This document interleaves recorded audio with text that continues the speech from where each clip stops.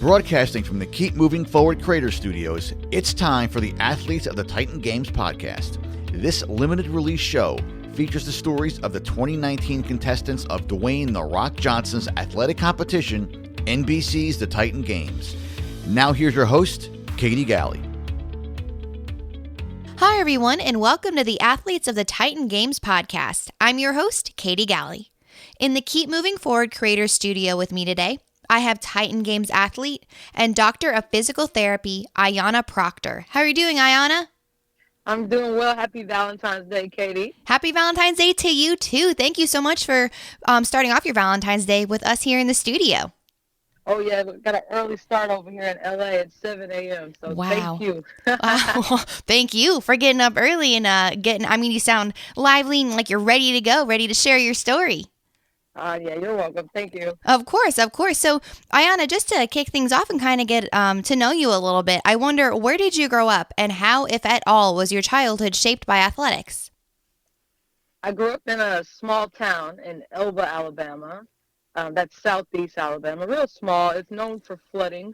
But I was born in New York, so I have a lot of ties and connections to Yonkers, New York.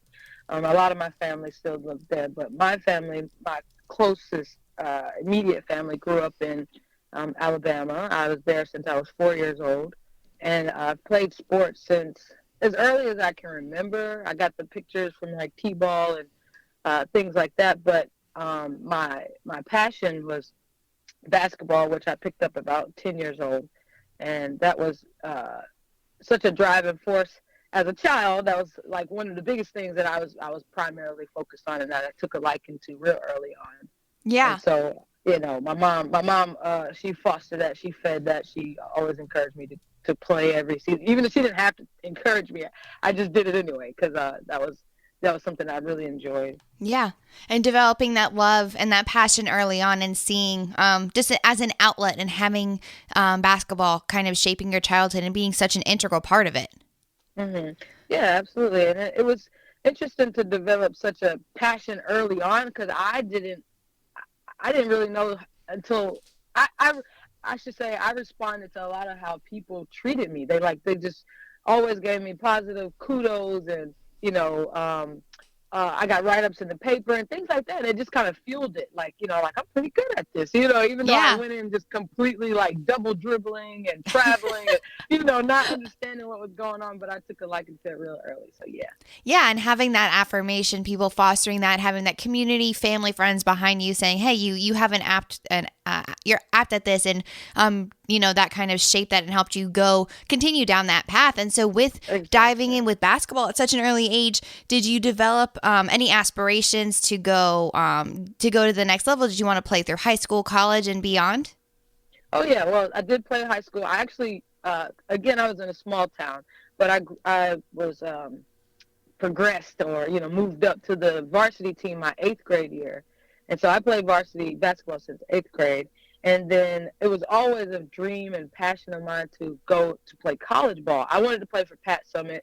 I mean, who didn't? Unless you were a UConn fan, But, I mean, that kind of came to a screeching halt, like 10th, 11th grade year. I realized, like, I don't think I'm going to get to play on this level. I'm not that good. I'm not as good as these D1 girls, and just being a big fish in a small pond type of thing. I didn't really have the exposure. I didn't do AAU, any of those type of things. So I realized later on, and what's so cool about social media and the internet now, it makes the world so much smaller. You can see, like, I'm like, if kids were doing this type of stuff when I was training, this was not what I was doing, so it didn't put me in that same realm or that same talent pool to be selected for a D1 scholarship. But I did go on to earn a Division II scholarship at the University of West Alabama, which I was very proud of. Absolutely. And being competitive at the NCAA level, whether it's Division I, Division II, Division III, just the caliber of person and athlete and student that you have to be to get there. That's, that speaks for itself. And, regardless of if you're reaching to be Division I and wherever you end up, it's that thing that you can take away with you. I was an NCAA athlete, and like you're saying, you're holding to that and knowing the value of that going in. This is true. Yes, absolutely. Yeah. And so going to Alabama and competing as a Division II athlete, what was that transition like for you from going from high school to playing at the collegiate level? And what would you say is the most memorable game or practice that you had while in college? Well, let me correct you there. I played at the University of West Alabama. Alabama, right. Yeah, not Roll Tide, which I'm a big fan of, but University of West Alabama. And so my journey to playing college ball, again, that was the passion. I had the posters of all the WNBA players plastered on my walls. This was something that I wanted to attain. But it was a little bit unconventional because I didn't get the attention from the schools that I wanted. And so therefore, I was offered a softball scholarship my senior year in high school to a community college. And so I took it, and with the intent of walking onto the basketball team, which is exactly what happened. Like, I would go to softball practice, but I would be looking at the gym thinking, like, when are the girls coming out? I wonder if I'm going to get to talk to the coach, And so, because the softball was just the vehicle that I used to get to that campus. And I ended up walking onto the team, and then my sophomore season I earned a scholarship. So I was there my freshman year on a softball scholarship, and then my sophomore year on the basketball scholarship. So then from there, I'm at junior college, I graduate, I'm off to the 4-year university, which I tried out at several schools. And I don't know if that's common, but that's how I did it. My mom took me around to several 4-year colleges. I tried out for their teams, and then I was able to get a scholarship for the final 2 years for the University of West Alabama. Wow. I love that. And having that desire to play at the next level, play at the collegiate level, and just doing whatever it was going to take to get you there. And just setting yourself up for success, being willing to walk through those doors of opportunity, knowing that they were going to be stepping stones to get you to ultimately that goal that you wanted to achieve. Right. And ultimately the academic goal was the main prize at this point. Right. But I desired strongly to play basketball on the collegiate level, and then even semi-pro, so maybe not make it to the WNBA, but a lot of girls in my league, they went overseas and played, and I even had those aspirations. But when I got accepted into physical therapy school, I just kind of put that as a back burner. Yeah. And so so you had this love of sport, love of basketball, something that you wanted to play. Like you're saying, maybe you had aspirations to go and play overseas, but then this love of physical therapy then was clearly a big passion in your life too. So what drove that? How did that come about? Oh, that's a funny story, but I'll keep it brief for you. My 11th grade year in high school, my mom sat me down. I remember it was like a Saturday morning, and I was watching TV, and she interrupted it and was like, "We need to talk about where you're going to college and what you're going to do." And I'm like, "Mom, I'm in 11th grade, and it's Saturday, So, but with that conversation was the beginning and the foundation of what am I going to do when I'm done with high school.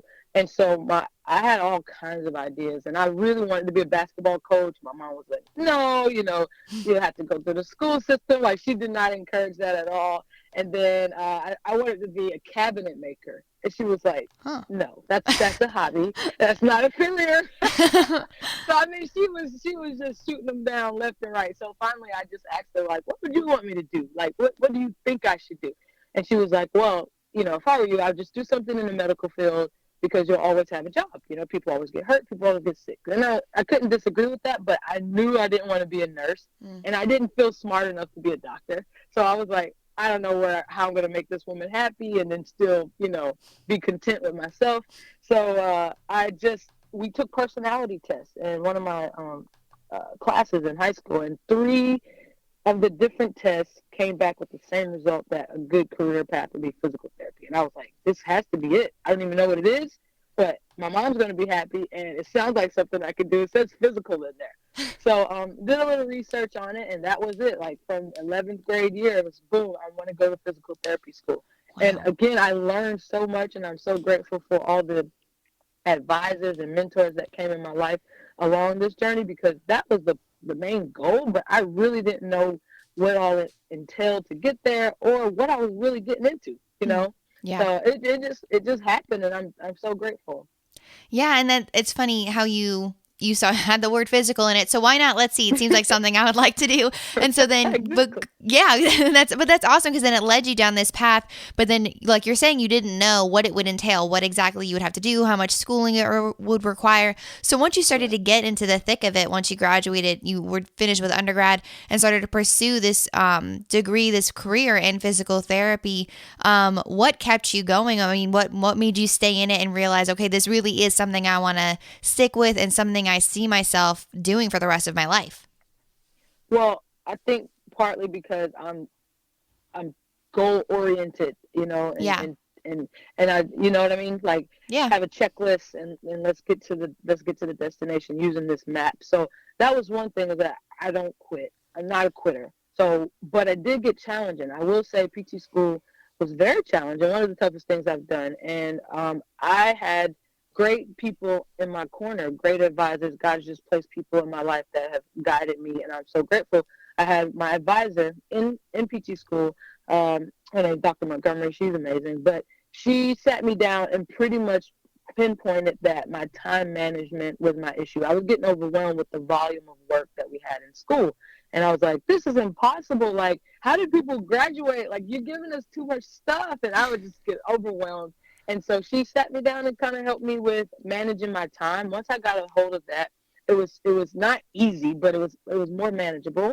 And I was able to just finish, you know, and that's the thing. I didn't, of course I didn't want to quit. First of all, it's such a prize to even be accepted into physical therapy school. It's so competitive. And so I'm, you know, just to squander that opportunity because it got a little tough would be not me, not my character. And then also, like I said, I had good people in my corner to just guide me and navigate me through the process to ultimately get to the degree. Yeah. And I think that's so important, relying on the people who are in your corner and knowing that nothing that you go after, nothing that you achieve is done necessarily alone. You have those people Right. that are going to help you, especially on the days that you don't feel like continuing. They're the ones that are going to lift you up, bolster you and say, hey, you got this. Let's keep pushing down this path. Exactly. And so with that too, I mean, having those struggles that you faced, though, knowing how difficult it was to get into PT school and just to continue on with it, how did you draw on, or I guess your discipline that you developed and that mental strength that you developed as an athlete, that scheduling, that structure, how did it help you stay in the thick of it when you were in PT school and develop that schedule, that structure, that discipline to keep going? Well, basically exactly what you said is having an athletic background, you are used to structure, you Yeah. are used to regimen. And so in this is grad school essentially, so they give you a syllabus, you know, so that right there is a bit of a guide. However, you were responsible for getting through, you know, like it wasn't just you didn't it wasn't handed to you. So I think I definitely attribute like my discipline or my willingness to find a different way to still achieve the goal. You know, like during the game of basketball or any game, we already know that basketball is a game of adjustments. Like you just never know. You can practice for your opponent, and then when you get out there, they could do something totally different. So you have to adjust on the fly in the middle of the game. So it's the same thing. Like I had a roadmap. You know, you have the syllabus and you got your teachers there guiding you, but essentially you have to adjust your methods, whether you're not, you know, putting enough effort in one subject or, you know, so I definitely attribute my structure and my focus on hitting the target from sports. Definitely. Yeah. And I think so then too, drawing into now, so being in your career full-fledged as a doctor of physical therapy, do you get to interact a lot with current athletes or former athletes? More specifically in the path that I'm taking. Yeah. And of course you come across it. I've worked in multiple settings. So what I do now and what I've done for the past 5 years, is travel and physical therapy. So you definitely can fluff your resume because you get a lot of different experience if you're flexible, and which I have been. I've just allowed them to send me to multiple different places, and therefore I'm working in multiple settings. So I'm not specifically seeing the population as athletes. I've seen geriatrics, pediatrics, from the womb to the tomb is what you call it. I've kind of went through that whole spectrum. No specific population with the specific career path that I've taken. However, I do some private work, so that's where I get to scratch that itch to work with athletes. Yeah. But so that's interesting. So as a traveling doctor of physical therapy, you said you allowed them to send you send you wherever. You get to work with different people. So what is that like, and how did you kind of find yourself in this traveling position? Oh, so basically, I don't know if you've ever heard of like traveling nurses, but Mm-hmm. I mean that's the most popular one. But as a traveler, you agree to contractual work, so you get a 13-week assignment, 26-week assignment, just depends on what the company needs, and you go in under contract to work for them for that amount of time. Now, the reason for that need could vary. Sometimes it's somebody within their already, group of therapists there that went on maternity leave or had an injury or went on vacation, or they just have, a need for therapists, so they're willing to use these travel companies to bring in therapists. So that's why you can get an array of settings in different areas. I've worked all over. I've been in New York, Texas, Arizona, Alabama, and now I'm currently in Los Angeles, California. So that's the beauty of it. You get to bounce around and get to see the country. Meanwhile, you also change your environment and clinically as well. Wow. So that's been a joy, and I've been doing that since 2013. Mm-hmm. And my best friend and also colleague, she started right out of school doing traveling, and it just seems so thrilling and so new, constantly changing, and I just wanted a part of that. So that's why I've been doing it since then. That's really cool. It seems like such an incredible opportunity. And so, Ayonna, from there, I mean, with all of the different places that you've been, all of the different individuals that you've had the opportunity to work with and change their lives, is there maybe one story or one experience, one person's journey that stands out to you in your time as a traveling PT? You don't have to let me think about one.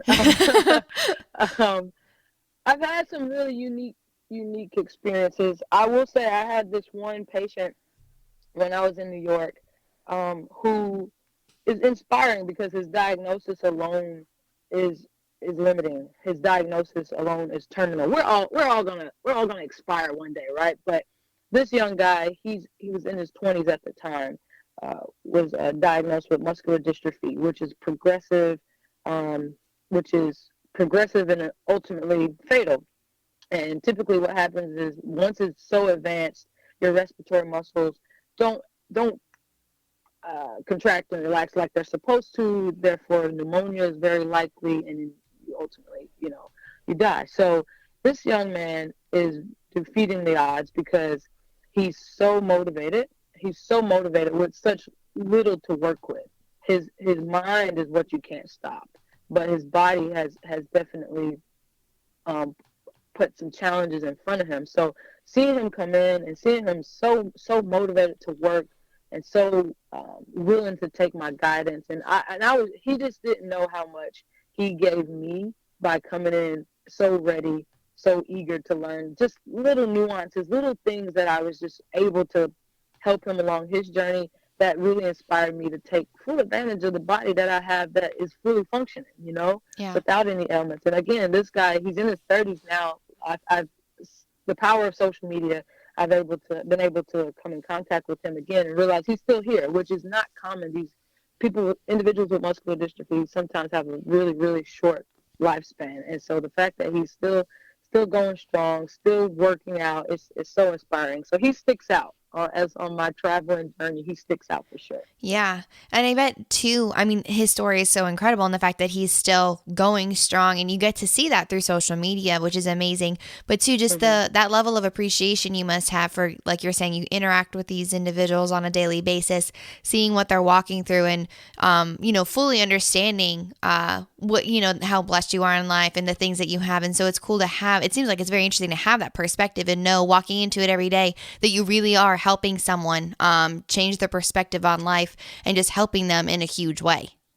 Absolutely. And I like that word that you said, perspective. That's what I feel I'm so grateful for with this career, is that I get a unique perspective to see how it could be on the other side, how it could be when things don't go your way, how it could be when accidents happen, when life happens and you don't take care of yourself, et cetera. So I'm very fortunate in the position I'm in to educate these individuals, educate their families, be a part of their lives and their journeys. But you just don't know how much they feed me, how much insight and, again, perspective that they give me to live my life in a very grateful way for my body, just not even mentally, but physically. Like the things that I'm capable of doing, I have no excuse when I compare, and contrast to some of these individuals I work with. It's such a cool job. It's such a cool experience. Yeah, it really does seem like that. And Ayonna, too, so now with this incredible journey that you've led from athletics to PT and getting to help people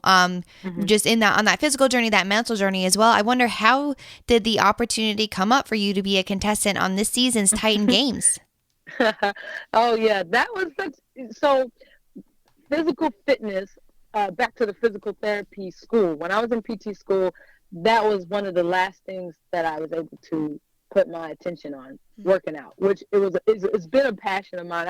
I love to move since I was in elementary school. I love to move. I love to sweat. I love to challenge my body with new movements and things like that. So when I got to PT school, as I was explaining, the curriculum was so rigorous and the volume of work that we were given was a lot. It was just so much. And you just really didn't have much time to get quality workouts in. So I had a longing for it. Like I have made so many promises to myself. When I get out of this program, like when I get out of there, like this gym just does not know who's about to come, because I'm going to commit. And I did. So when I moved to New York and took my first job out of PT school, I was up there with not many friends. Like I have a lot of family, but this is family that is only used to seeing me in the summer months from when I was a kid. So they're working with their busy lives. So I was kind of alone.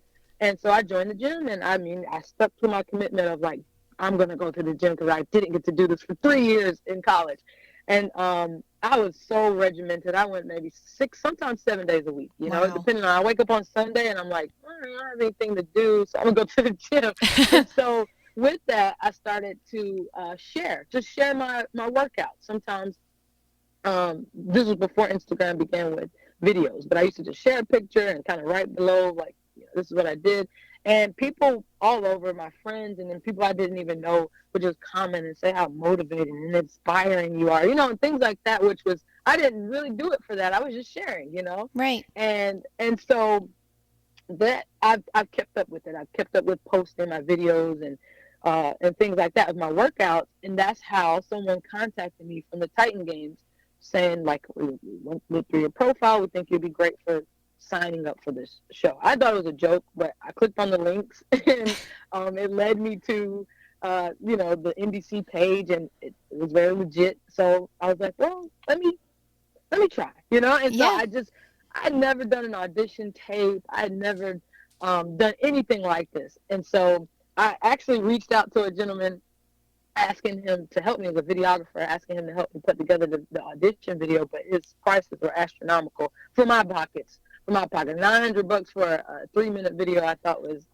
maybe that's okay. But maybe in that world, maybe in the videography world, that's normal. But for me, I was like, I'll figure it out. Like, and so I went on YouTube and learned the best I could to create an audition tape, and submitted it, and just crossed my fingers and was like, let's see what happens. And so that was the beginning of the Titan journey.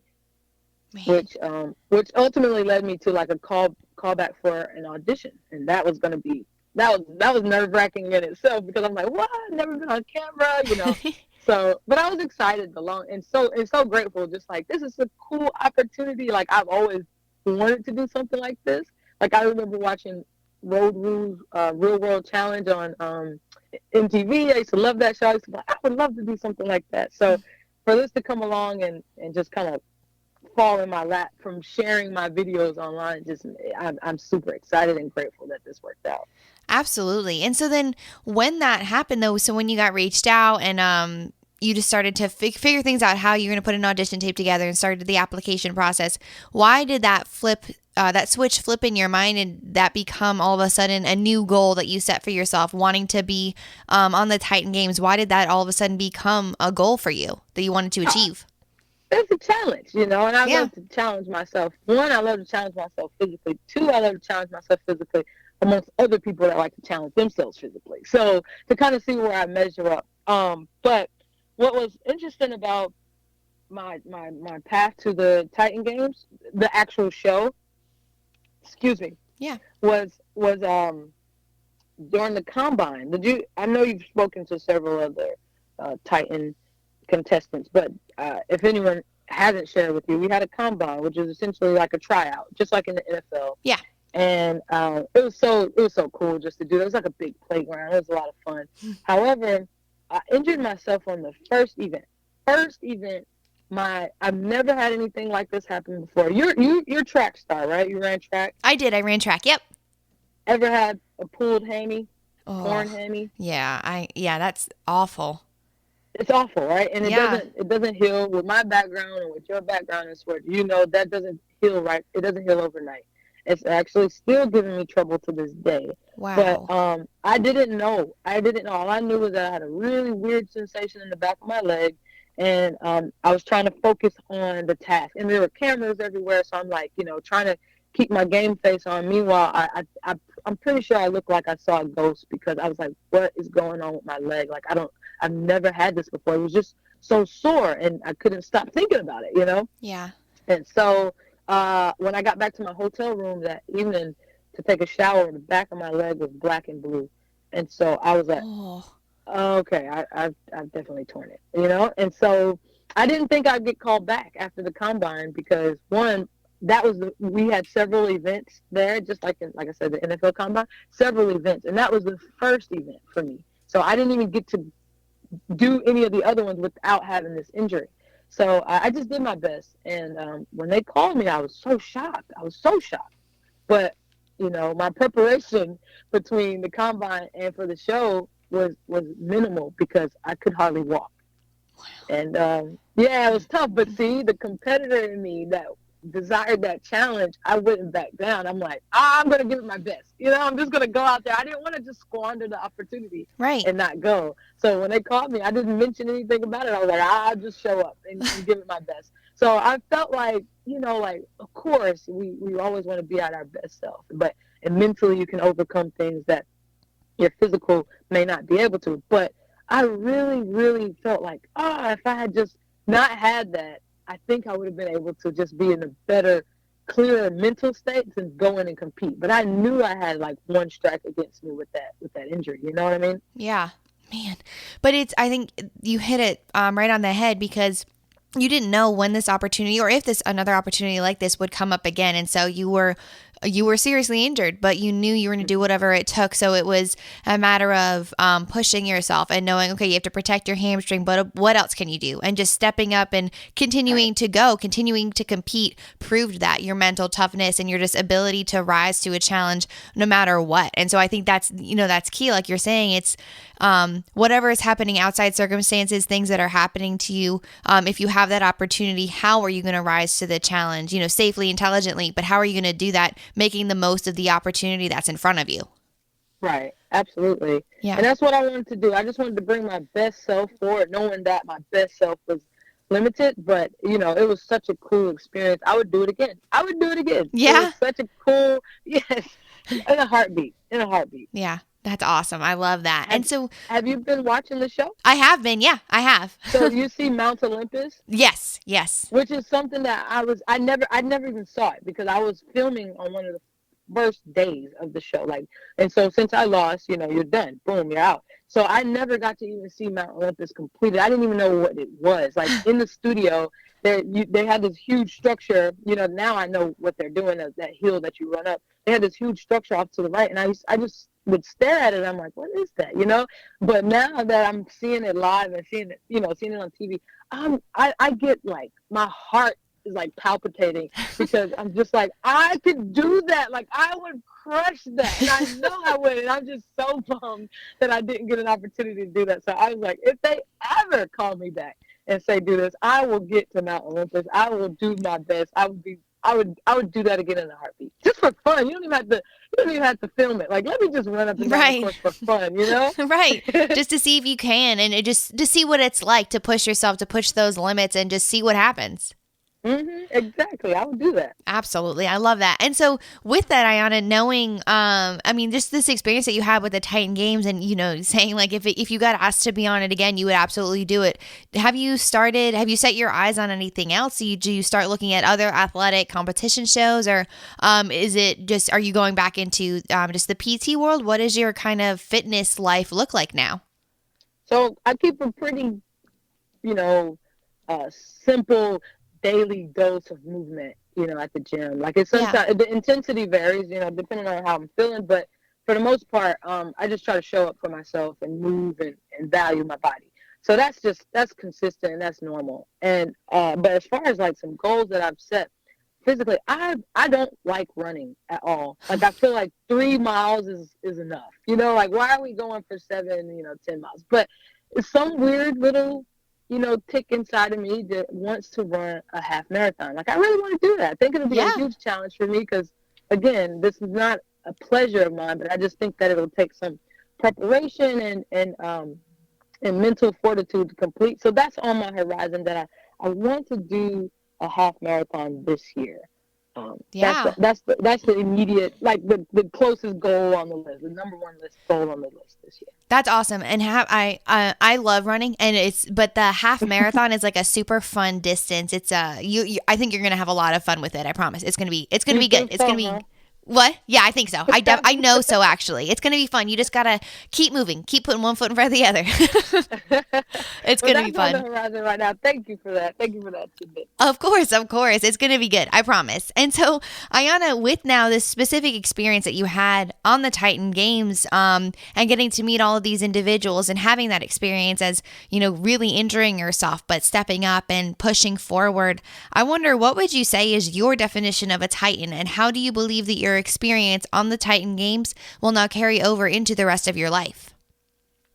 Well, one, it's really cool to be pointed out by little kids that said, "Oh, you were on that show." That's been a really cool experience.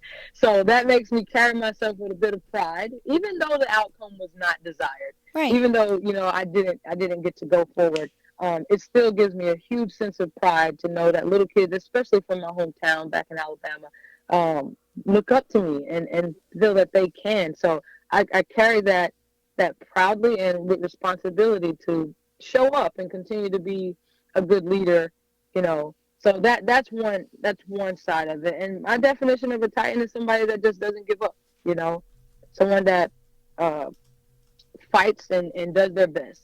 And again, we were individually compared against each other, but I know that everyone that went out there gave their best, and they are a Titan. Mm-hmm. Yeah. So absolutely.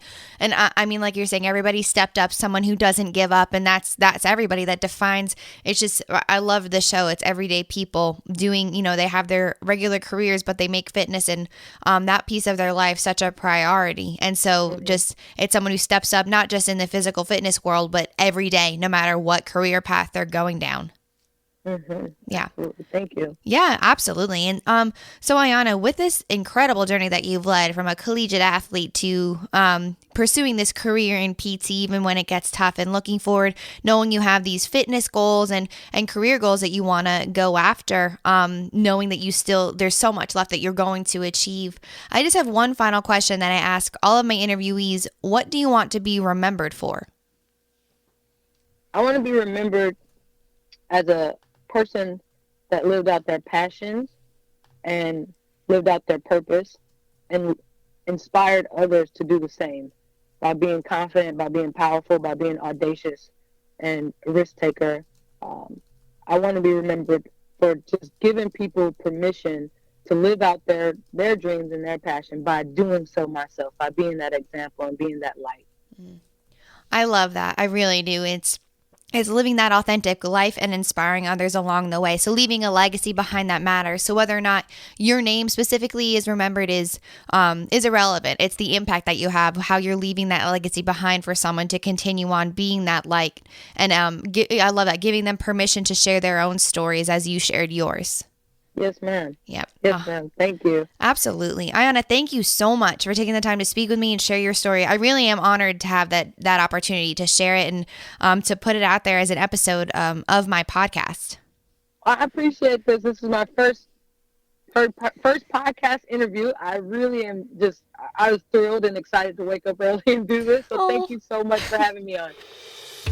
Thank you all for tuning in to today's installment of the Athletes of the Titan Games podcast. To learn more about each of these Titan athletes, be sure to check out their information in the links in my show notes. Furthermore, to stay up to date on all things coming out of the Keep Moving Forward Creators Studio, be sure to subscribe to the Keep Moving Forward podcast iTunes channel and follow along on social media, also available in the show notes. As the creator of the Titan Games, Mr. Dwayne "The Rock" Johnson says, "Titans aren't born, they're made." And I hope today's story helped you realize all that you are capable of becoming if you put in that hard work and just keep moving forward.